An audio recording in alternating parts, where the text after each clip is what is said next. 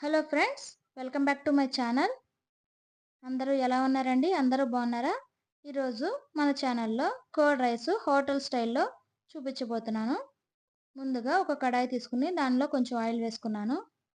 ఇది Monday lunch బాక్స్గా పెడతాను నేను పిల్లలకి, ఎందుకంటే సండే కొంచెం నాన్ వెజ్ గట్రా తింటారు కదా. మండే లంచ్ బాక్స్కి కర్డ్ రైస్ పెడితే కొంచెం సెట్ అవుతుంది. సండే చికెన్ తిని ఏమన్నా వేడి చేసినా ఈ కర్డ్ రైస్ పెట్టడం వల్ల కొంచెం బాడీ కూడా చల్లబడుతుంది, చలవ చేస్తుంది. మనం ఇంత టేస్టీగా చేస్తే వాళ్ళు కూడా తినడానికి ఇష్టపడతారు. సరే చూసేయండి.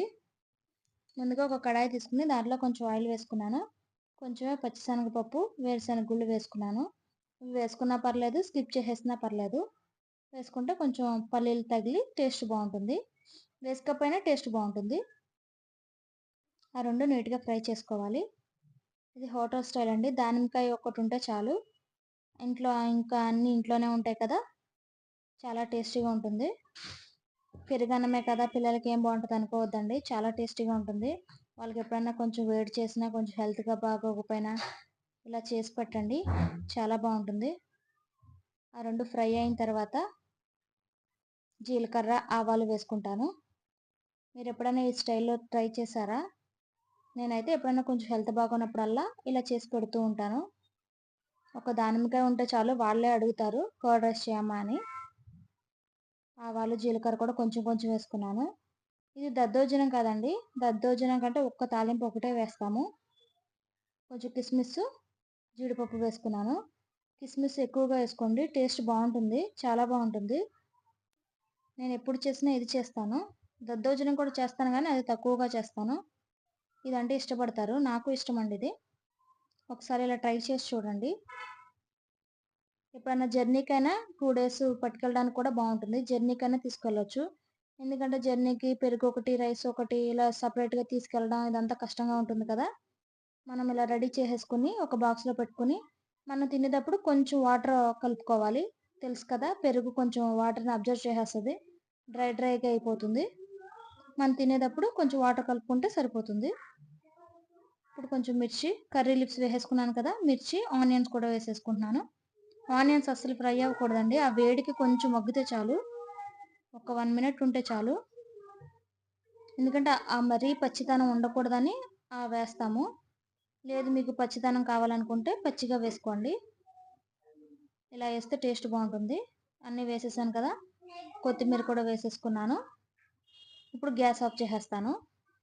చాలు, ఆ వేడికి మగ్గితే చాలు ఆనియన్, ఎక్కువ ఫ్రై చేయొద్దు. ఇప్పుడు గ్యాస్ ఆఫ్ చేసేస్తున్నాను. ఇప్పుడు దీన్ని కొంచెం చల్లారి పెట్టుకోవాలి. కర్డ్ రైస్కి ఏది వేసినా చల్లారి పెట్టుకోవాలండి. ముందుగా ఒక గ్లాసుడు పాలు కాచి పక్కన పెట్టుకున్నాను. పాలు మీగడతో సహా తీసుకోండి, మీగడతో సహా తీసుకుంటే టేస్ట్ చాలా బాగుంటుంది. కాచి చల్లార్చి పక్కన పెట్టుకున్నాను పాలని. పాలు అయితే అస్సలు స్కిప్ చేయొద్దు, ఒక స్వీట్నెస్ అన్నది వస్తుంది కర్డ్ రైస్లో. ఇప్పుడు ఒక బౌల్ తీసుకున్నానుగా, అన్నం కూడా చల్లారి పెట్టేశాను, ఫ్యాన్ కింద పెట్టి చల్లారి పెట్టాను. ఇప్పుడు రైస్ తీసుకుంటున్నాను. పెద్దవాళ్ళైనా లంచ్ బాక్స్లోకి పెట్టొచ్చు ఇలాగా, చాలా టేస్టీగా ఉంటుంది. ఆఫీస్ గట్రా పట్టుకెళ్ళొచ్చు. ఎప్పుడైనా డిఫరెంట్గా ఉండాలంటే ఇలా ట్రై చేయండి. ఇప్పుడు పాలు వేసుకుంటున్నాను, మీగడతో సహా పాలు వేసుకుంటున్నాను. కొంచెం గట్టిగా కలుపుకోండి, కొంచెం అన్నం మెత్తగా అయితే బాగుంటుంది. సాల్ట్ మీ టేస్ట్కి తగ్గట్టు సాల్ట్ వేసేసుకోండి. పెరుగు కూడా వేసేసుకున్నాను. ఇప్పుడు ఈ మూడింటిని బాగా కలుపుకోవాలి, గట్టిగా కలుపుకోవాలి. చూపిస్తున్నాను కదా, ఇప్పుడు చేతితో కలిపేసండి, గట్టిగా కలపండి. కలిపేసుకున్నాను. ఇప్పుడు దానిమ్మకాయ గింజలు వేసేసుకుంటున్నాను. దానిమ్మకాయలు ఎక్కువగానే వేసుకోండి. ఇప్పుడు గట్టిగా కలపొద్దు, పైన కలపండి, ఎందుకంటే దానిమ్మకాయ గింజలు చిదిగిపోతాయి కదా. అన్నీ చల్లారిన తర్వాత చేసుకోవాలి. పాలు మీగడతో సహా పాలు చల్లారిన తర్వాత తీసుకోవాలి. రైసు చల్లారిన తర్వాతే, ఇంకా తాలింపు పక్కన చేసి పెట్టుకున్నాం కూడా, అది కూడా చల్లారిన తర్వాతే కలపాలి. లేకపోతే పెరుగు విరిగిపోతుంది వేడివేడిగా వేస్తే. కొంచెం ఇంకా పెరుగు సరిపోలేదని ఇంకొంచెం వేసుకున్నాను. మీగడ పెరుగు తీసుకోండి, మీగడ పెరుగుతో ఇంకా టేస్ట్ రెట్టింపు అవుతుంది. నేను ప్యాకెట్ పెరిగే తీసుకున్నాను. నాకు అదే అవైలబుల్‌గా ఉంది కాబట్టి. కోలకత్తాలో జరిగిన దారుణమైన ఘటన గురించి మీ అందరికీ తెలిసే ఉంటుంది కదా! అసలు ఇలాంటి చీడపురుగులు ఎక్కడి నుంచి పుట్టుకొస్తున్నారో అర్థం కావట్లేదు. ఆడపిల్లల్ని చదువుకోవడానికి బయటికి పంపించాలంటేనే భయమేస్తుంది. ఇలాంటి దుర్మార్గులు ఎక్కడ పడితే అక్కడే ఉంటున్నారు. వాళ్ళ నుంచి మన ఆడపిల్లల్ని మనం కాపాడుకోవాలండి. కాపాడుకోవాలంటే ఇంట్లో పెట్టి కాదు. వాళ్ళకి కొన్ని సేఫ్టీ రూల్స్ చెప్పి పంపించాలి. బయటికి స్వేచ్ఛగా వదలాలి ఆడపిల్లల్ని. వదలకూడదు అనట్లేదు. అలా వదిలినప్పుడు మనం కూడా తగిన జాగ్రత్తలు కూడా తీసుకోవాలి.